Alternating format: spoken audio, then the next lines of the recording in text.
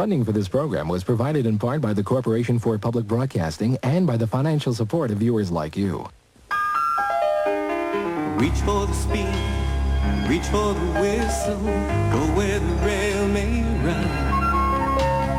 Reach for the words, reach for the story, follow the rainbow sun. To a shining time station, where dreams can come true, waiting there for you.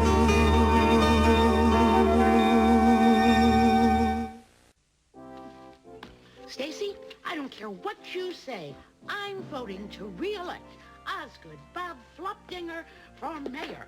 Now, Midge, there are still so many things that the mayor hasn't talked about. That's because you only agree with yourself. If you agreed with me, then it would be 2 against 1, and we'd win. Oh, Midge, but there are so many problems here. Now, what does that have to do about anything? Everything. Oh, Midge. Oh. Hello, Mr. Conductor. Stacy, are you going to, tell Midge that she can't come to the station anymore? Why would I do that, Becky?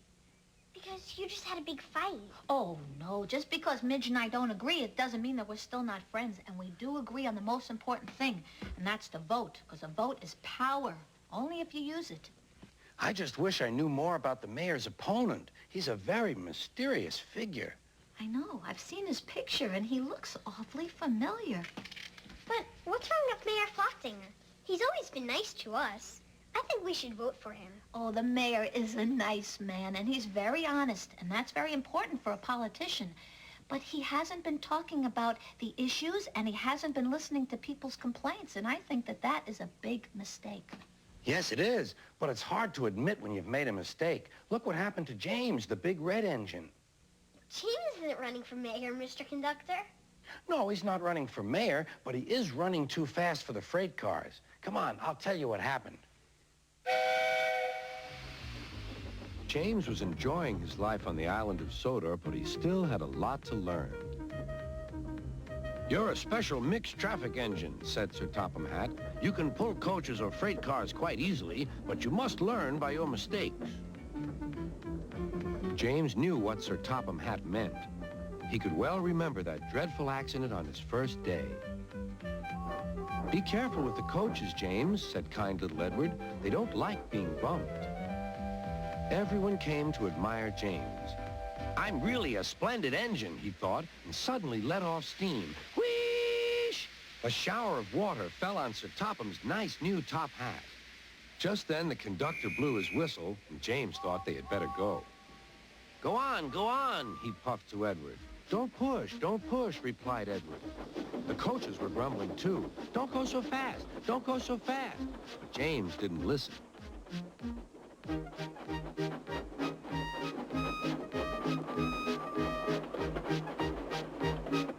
When at last they stopped at the next station, 2 coaches were beyond the platform. They had to go back to let the passengers out. But no one seemed to know about Sir Topham's new hat, so James felt happier.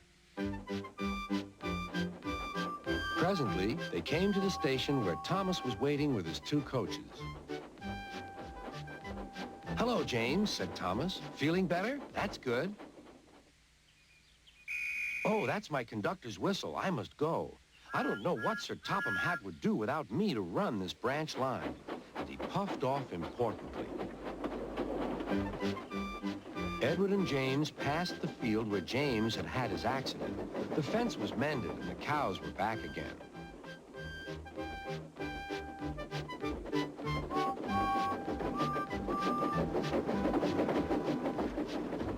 They ended their journey and rested before setting off for home. James was still wondering what Sir Topham would have to say about his new hat.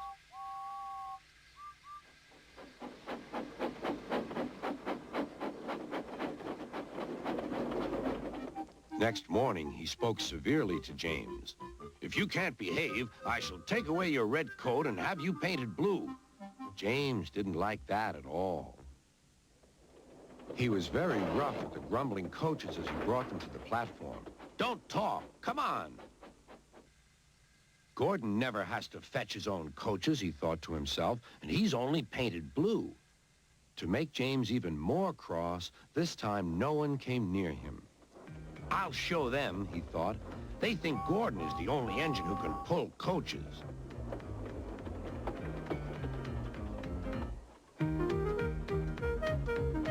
Hurry, hurry, hurry, puffed James. You're going too fast. You're going too fast, replied the coaches. James laughed and tried to go faster, but the coaches wouldn't let him. We're going to stop. We're going to stop.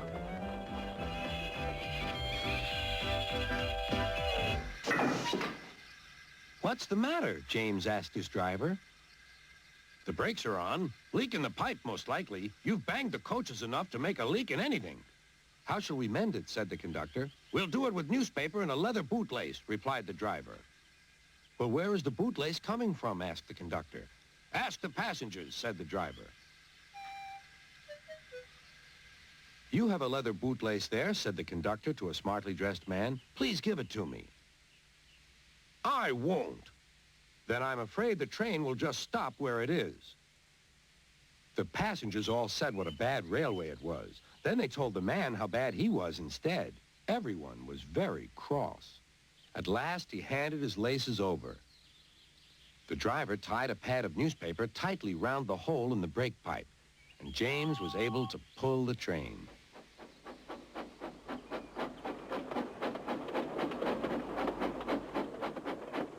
But he was a sadder and wiser James and took care never to bump coaches again. You know, Mr. Conductor, I wish the mayor could have heard that story, because then maybe he'd start to learn from his mistakes the way James did. Then I'd be proud to vote for him. Mr. Mayor, well, I'm here. I'm here, and you can quote me. Oh, citizens? Where are all the citizens? Oh, Schemer. Schemer, you're sort of a citizen, and kids, you're going to be old enough to vote in a few years. I'll give you my flag speech, huh?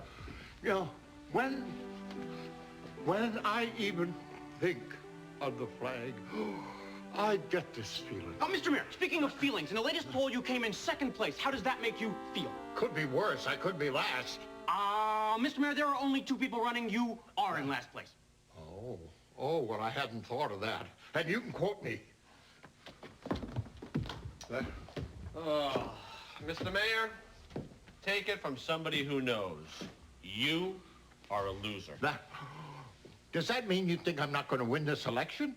Well, let me put it to you gently. Yes, absolutely, you're not going to win this election. You finish it through, no one's going to vote for you, and you can quote me on that. Oh, but why? Why don't people like me? Well, technically speaking, it's because of your hair. My hair? That's right, and also your clothes. My beautiful hair? Yeah, the way you walk, the way you talk. Well, I hadn't noticed. Would you like some friendly advice straight from the horse's mouth? Yes. If you want to win this election, you need a campaign manager. Yes! Yes! Oh, that's what I need, all right. You need somebody to give you a new look. Yes! Yes, a new image. Yes! You need me. You! Yes! You need to exhume that schemer look, that total air of confidence. You need Schemer's system of success. Well, yes, but... Oh, Mr. Mayor, there's no need to thank me. We're friends. But, of course, I can't actually do this for free, so, let's just say after you win the election, I become Secretary of Money. Well, if that's what it takes, that's what it takes. Well, and that's what I'll take. Is Schemer kidding or what? He doesn't know anything about getting the mayor elected. And how good could the mayor be if he just hired Schemer? All right, let's get some schemer buttons around here, too, not just a flop dinger ones. And let's keep the blue in the blue pile, the yellow in the yellow, and the pink in the pink. Oh, speaking about being in the pink, it's the Honorable Mayor! Take a look, everybody. This man has success written all over him. Schemer, I told you your clothes were going to be too small for me. Don't worry about my clothes. Buy me some new ones after the election. Confound it, Schemer. I don't care about your clothes. This is ridiculous. I mean, what are my voters going to think? You know something? I think you might be right. All right there. Yeah, that's better.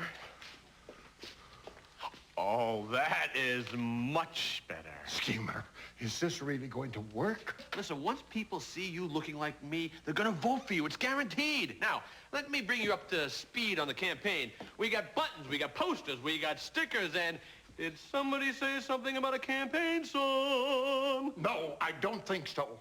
You're gonna love this one. It is... Oh, you know, I'm running a little low on nickels.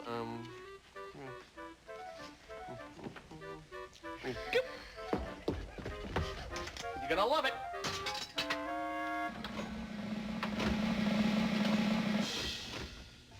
Uh-oh. Here it comes. I hate the way Schemer just plain rewrote that song. We gotta do it. A job's a job, Tex. A song's a song, Rex. And a nickel's a nickel, people. And a 1 and a 2.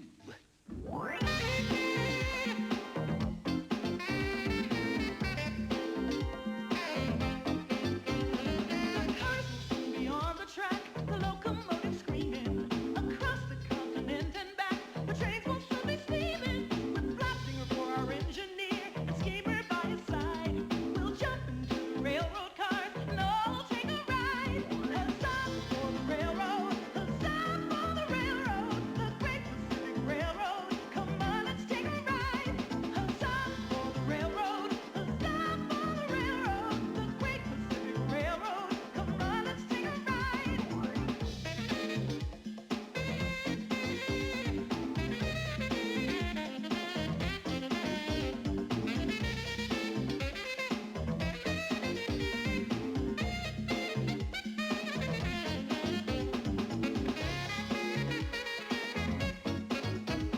We'll find the Union firmer by the modern iron rail. For Schemer, are your candidate knows no such words as fail.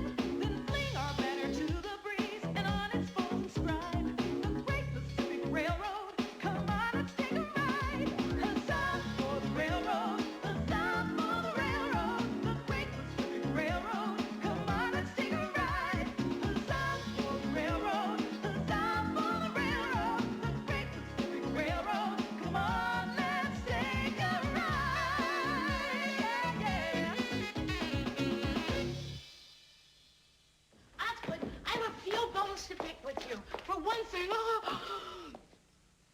hey, Flopdinger, is that you? This is the new and improved Mayor Flopdinger. And he owes it all to Schemer's system of success. Mr. Mayor, what are you going to do about the garbage problems in town? Oh, yes. Well, I was really You relax, thinking... Floppy. would you... Let me take care of this one. I'm glad you asked that question, and let me answer it by changing the subject and referring to something else. And that is the mayor's new curl. Now, this is a look of today's politician. It says trustworthiness. It says decisiveness. It says vote for me. Voters don't care what he looks like. They want to know what he stands for. Hold it. Thanks. You're very, very welcome. Oh, just look natural. My fellow shining timers. Hello. Some of my enemies have asked, why am I running for mayor of this great town of ours? What enemies? So, thank you very much, and now it's on to City Hall.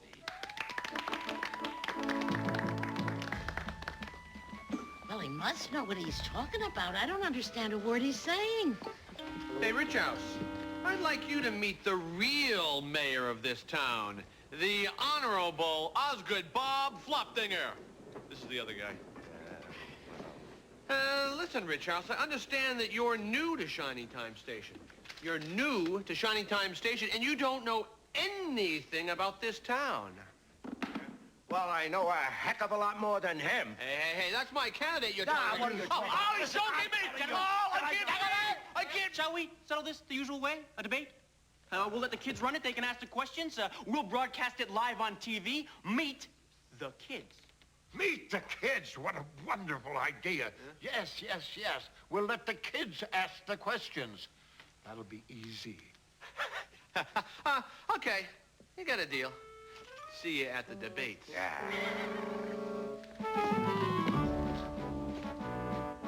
I want to ask the mayor about our playground. Then I can ask him why the library isn't open longer. Mr. Conductor, need some help? No thanks, Kara. This is what you get when you lose control of your own hot air. You get all puffed up like some of these politicians around here. You guys think the mayor's gonna lose the election? I know he'll lose with Schemer helping him. What do you think, Mr. Conductor? I think this reminds me of a saying we have on the island of Sodor. We say every engine has to pull its own freight train. Why do you always say that? Because it's true. Look what happened to James. He learned about it the hard way.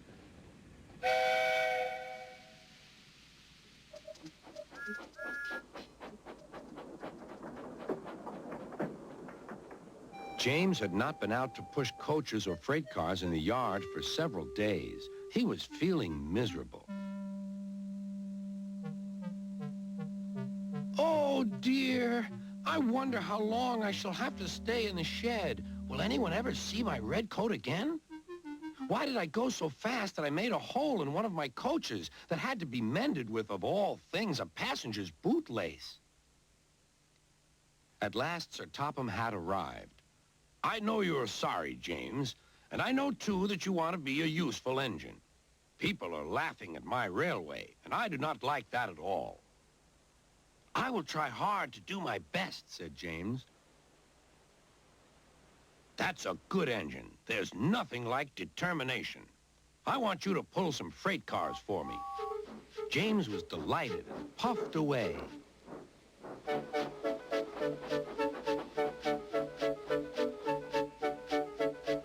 Here's your freight train, James, said Thomas. Have you got some bootlaces ready? And he ran off laughing. Oh, no, said the freight cars. We want a proper engine, not a red monster. James took no notice and started as soon as the conductor was ready. Come along, he puffed. We won't, screamed the freight cars. But James didn't care, and he pulled the screeching cars sternly out of the station.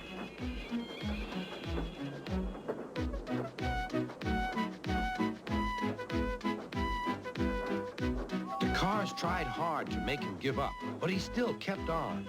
Sometimes their brakes would slip on, and sometimes their axles would run hot. And each time the trouble had to be put right.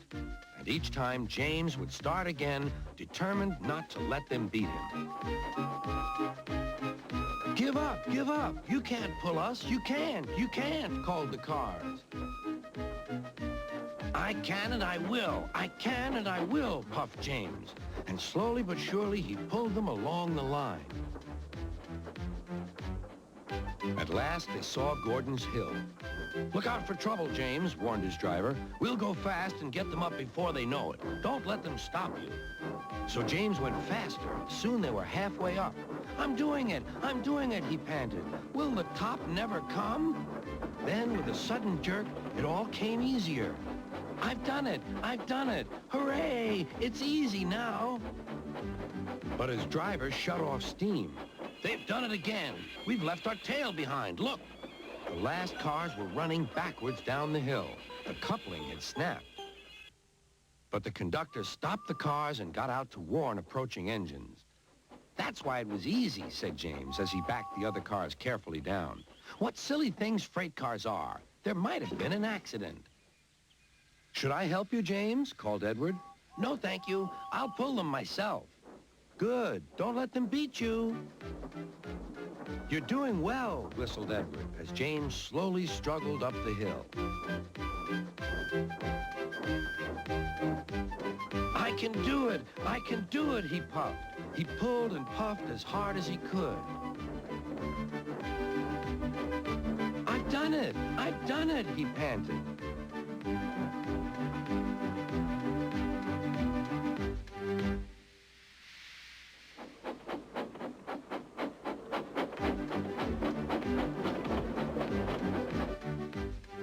James was resting in the yard when Edward pulled up.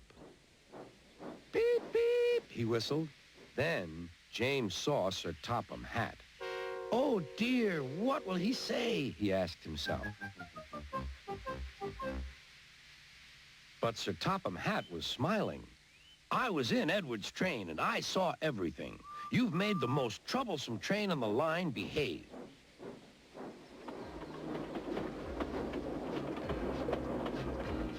After that performance, you deserve to keep your red coat. I like that story, Mr. Conductor. James beat the freight cars. He didn't give up. And neither should the mayor if he wants to win this election. But he'll never win unless he learns to pull his own freight train. Oh, I get it. You mean the mayor has to learn to run on his own without Schemer telling him what to do all the time. He has to take more responsibility for himself, or else no one should vote for him. Isn't that what I just said? Welcome to a broadcast first. Meet the kids. Today's topic, the race for mayor. Good evening, and welcome to the Shining Time Station debate. I'm your host, Ted Typo, ace reporter for the Indian Valley Gazette, and we'll start the questioning with Kara. Mr. Richhouse, how will you fix up the playground in the park? By making the hard choices and the tough decisions.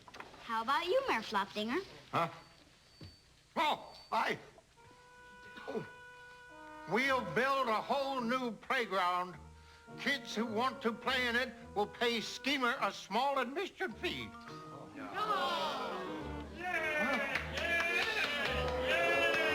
Next question from Becky.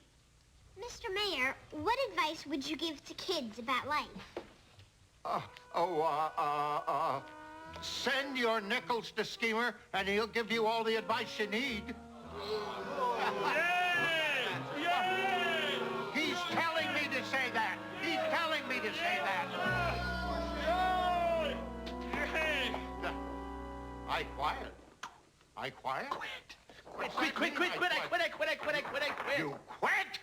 You can't quit, Schemer! You're fired!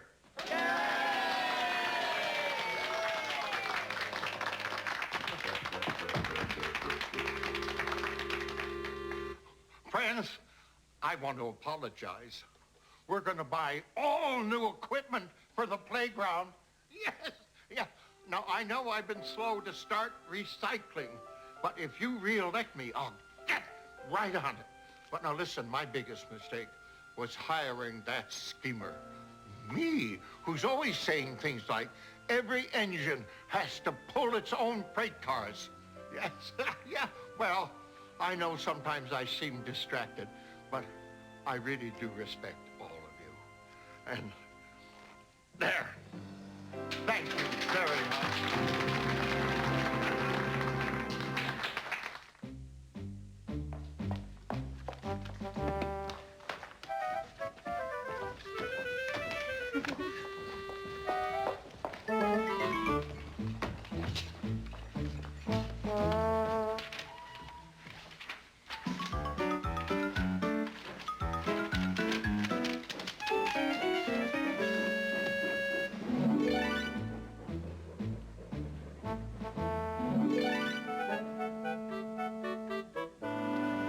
So, Mr. Typo, who'd you vote for? Kara, you're not supposed to ask that. Voting is very private. Sorry. That's okay. The answer is nobody.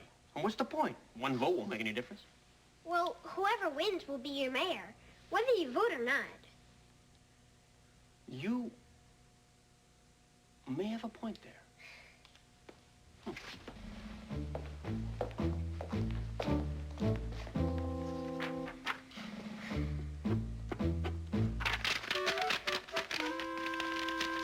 But I still say, it won't make any difference.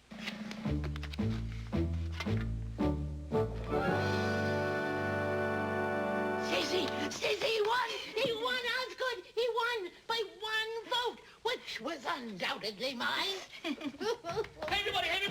Did you hear the news? Did you hear the news? We already know. The mayor has been reelected, which I guess goes to show you that Schemer's system of success was a success after all. Well, I mean, in the beginning. Well, a little bit. Kids! Jones, Miss Smoot? Yes. Oh, even Schemer. It was close, but we did it. We did it. No, by we, I mean I. Listen, I want to thank all of you. Well, most of you. Listen, and I promise to keep all of my promises. Oh, that's another promise. Oh, there's another one. Oh, dear, oh, dear. Looks like you kids were right. Not only did my vote make a difference, but everybody's did.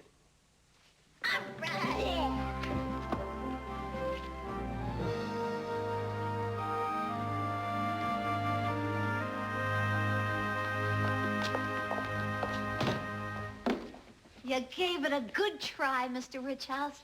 Are you going on vacation? No, just moving, Miss Jones. But you just got here. Some people might say, Richhouse, you just got here. They'll call me a quitter. Well, I'm not a quitter. I'm just moving on to a new town, to a new election. But you just lost the election. Why do you want to run in another one? Kids, I want to make this crystal clear. I've made some mistakes in the past. But if I ever win another election, I promise you, my only job will be to help all the people. And any politician who gets elected, who doesn't try to help all the people, doesn't deserve to win. Now, you remember that when you're old enough to vote. Oh, there's my train. Don't worry. One day, when you think I'm gone forever, I'll be back. Goodbye. Good luck. Have a good trip. Ooh, well, everybody voted this time, Mr. Conductor. It's exciting, isn't it? Maybe I'll run for mayor next time. Oh, that would be great. And you could give speeches to big crowds and do a debate on TV. And then if you win, you'd have a huge office where people come in and see you every day. And you'll never, ever be left alone. Hey, you know something? I think I'll run for mayor someday. On second thought, maybe I'll just go fishing.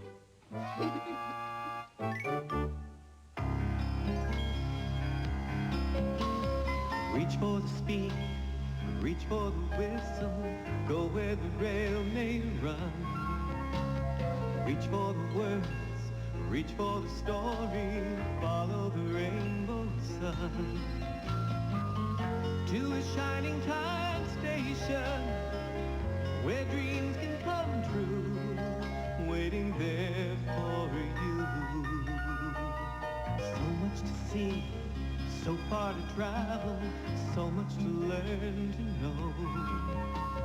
Friends by your side, hopes to hold on to, who knows how far you'll go. To a shining time station, where dreams can come true. Your own imagination waiting there for you. Funding for this program was provided in part by the Corporation for Public Broadcasting and by the financial support of viewers like you. This is PBS.